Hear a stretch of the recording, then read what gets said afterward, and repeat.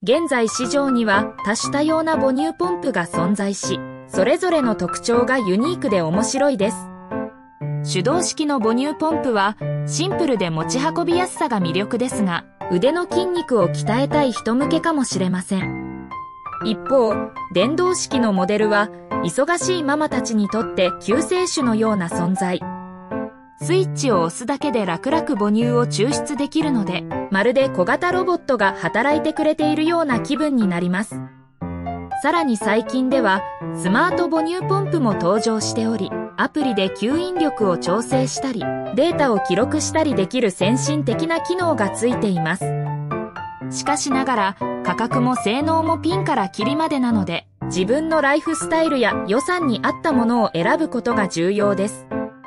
結局のところ、どのタイプがベストかは母乳ポンプとの相性が鍵かもしれませんね。